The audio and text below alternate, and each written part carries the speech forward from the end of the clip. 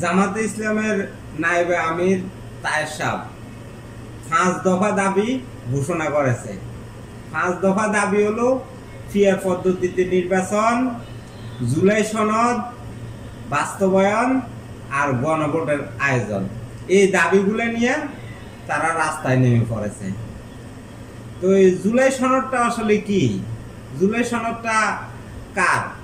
জুলাই যুদ্ধের? এটা বাংলাদেশের জনগণকে আগে জানতে হবে।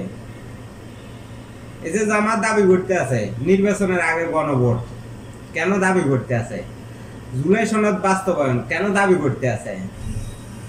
জুলাই সনদের ভিতরে যে প্রস্তাবনাগুলো আগে ছিল, বিএনপি নোট অফ ডিসেন্ট দিছিল, এগুলো সব বাদ দেওয়া হয়েছে। বাদ দিয়ে জামাতের যে প্রস্তাবনাগুলো আছে এগুলো অন্তর্ভুক্ত করে এখন জুলাই সনদটা ঘোষণা করা হয়েছে। এই কারণে জামাত চাইতে আছে নির্বাচনের আগে গণভোটটা করে জুলাই সনদের বৃত্তি দেওয়ার জন্য, জুলাই সনদটা যেহেতু বাস্তবায়ন করা যায় এজন্য। তো এখানে জুলাই যুদ্ধের কোনো এই জুলাই সনদ না, এই জুলাই সনদ হচ্ছে জামাতের জন্য। এই জন্য জামাত আজকে দাবি নিয়ে রাস্তায় নেমেছে গণভোটের নামে। বিভিন্ন নাটক সৃষ্টি করতে আছে। আজকে প্রায় 13, 14, 15 মাস ধরে এই নাটক চলতে আছে বাংলাদেশের ভিতরে। জামাতে এই নাটকগুলো সৃষ্টি করেছে। অন্তর্বর্তী সরকার জামাত মিলি এই নাটকটা সৃষ্টি করছে, জনগণের মধ্যে বিভ্রান্তি সৃষ্টি করতে আছে।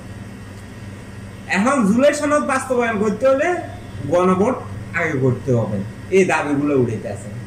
এখন জুলাই সনদের ভিতরে তো বিএনপি যে প্রস্তাবনাগুলো দিছে এই প্রস্তাবনাগুলো নাই। এখন শুধু নতুন করে জামাতের প্রস্তাবনাগুলো এখানে অন্তর্ভুক্ত করছে। এই কারণে জামাত এখন দাবি করতে আছে আগে এগুলা বাস্তবায়ন করার জন্য। তো যেখানে জুলাই যোদ্ধাদের জুলাই সনদ বাস্তবায়ন হবে সেখানে সেটা বাদ দিয়ে জামাতের জুলাই সনদ বাস্তবায়ন হবে, এটা তো বাংলাদেশের জনগণ মেনে নিবে না। বাংলাদেশের জনগণ চায় জুলাই যোদ্ধাদের সনদ বাস্তবায়ন হোক, জামাতের সনদ বাস্তবায়ন চায় না। এজন্য জামাত চাইতে আছে আগে গণভোট। তো জামাত বাংলাদেশের জনগণের সাথে প্রতারণা করতে আছে। এই যে এক নেতা বলতে আছে জামাতে ভোট দিলে নাকি জান্নাতে যাওয়া যাবে, তো এটা একটা প্রতারণা, বাটপারি, সিটিংবাজি। আরেক নেতা বলতে আছে পকেট মারা নাকি জায়েজ আছে, এটাও বাটপারি, সিটিংবাজি। তো ওই জামাতের এই বাটপারি, সিটিংবাজি, প্রতারণা বাংলাদেশের জনগণের সাথে, বাংলাদেশের এই মানুষের সাথে করতে আছে। তো বাংলাদেশের জনগণ এই জামাতকে কখনো সমর্থন করে না, আর নির্বাচনের সময় জামাতকে প্রত্যাখ্যান করবে বাংলাদেশের জনগণ। আবার আরেক নেতা বলতে আছে আগে যদি গণভোট যদি না হয় তাহলে তারা আঙ্গুল বাঁকা করবে। চিন্তা করেন, তারা তো মনে করেন স্বাধীনতা বিরোধী, তারা মুক্তিযুদ্ধ বিরোধী, তারা বাংলাদেশে মুক্তিগামী মানুষের উপরে গণহত্যা চালিয়েছিল। আজকে তারা এত বড় বড় কথাগুলো বলার সাহস পাইতে আছে। তো যারা মুক্তিযুদ্ধ বিরোধী ছিল তাদের মুখে এই ভাষাগুলা খুব একটা স্বাভাবিক বিষয়। দেখেন জামাতের নায়েবে আমির বলতে আছে তায়ের সাহেব যে আগে যদি গণভোট না হয় তাহলে বাংলাদেশে কোনো নির্বাচন হতে দেওয়া হবে না। সোজা আঙ্গুলে ঘি না উঠলে আঙ্গুল বাঁকা করে হইলো ঘি উড়াইব, তবুও তাদের ঘি লাগবে। তো এই হচ্ছে জামাতের চরিত্র। তো আমি জামাতের ব্যাপারে এই সমস্ত কথা বললে জামাতের অনেক বন্ধুরা মন খারাপ করে। আসলে মন খারাপ করার কিছু নেই, ইতিহাস যা বলে আমিও ঠিক তাই বলতে আছি।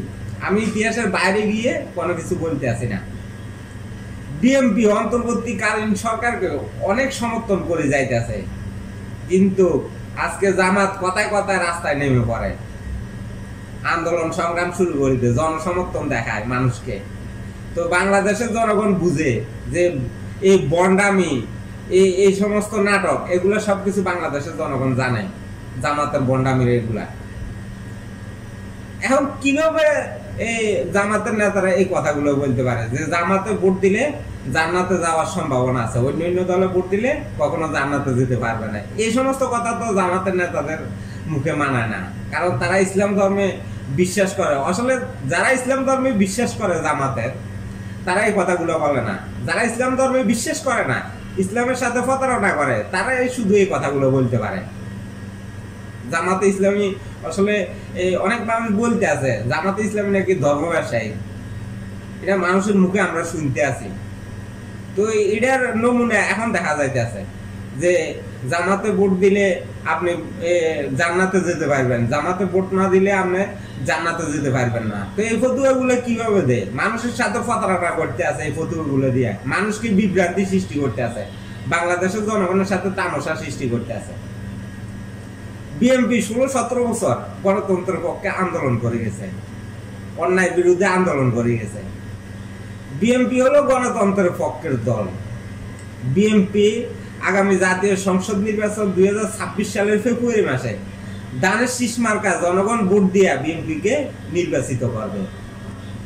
আর জামাতকে নির্বাচনে জনগণ, বাংলাদেশের জনগণ প্রত্যাখ্যান করবে। এই কারণে, প্রতারণার কারণে, বিভিন্নভাবে মানুষের সাথে প্রতারণা করতে আছে। এই যে জুলাই সনদ নিয়ে একটা প্রতারণা সৃষ্টি করছে। জুলাই সনদ আসলে জুলাই যোদ্ধাদের জন্য না, জুলাই সনদটা হচ্ছে যে জামাতের প্রস্তাবনাগুলো এই জুলাই সনদে আছে। বিএনপির প্রস্তাবনাগুলো বাদ দিই, অন্যান্য দলের প্রস্তাবনা বাদ দিই, জুলাই সনদের মধ্যে নতুন করে ঢুকেছে জামাতের প্রস্তাবনাগুলা। আগে যে প্রস্তাবনাগুলো ছিল এই প্রস্তাবনাগুলো বাদ দেওয়া হয়েছে। তো এই প্রস্তাবনাগুলো নিয়ে তারা জনগণের কাছে যাইতে হবে। তখন জনগণ যদি সমর্থন করে তাহলে গণভোটের আয়োজন করা যেতে পারে, কিন্তু তারা জনগণের কাছে যায় না, রাস্তায় নেমে পড়ছে। আগে গণভোট দিতে হবে, জুলাই সনদ বাস্তবায়ন করতে হবে। তো তোমাদের জুলাই সনদ বাস্তবায়ন করার জন্য বাংলাদেশের কি ঠেকা পড়ছে? এটা তো জনগণের জুলাই সনদ না, জুলাই যোদ্ধাদের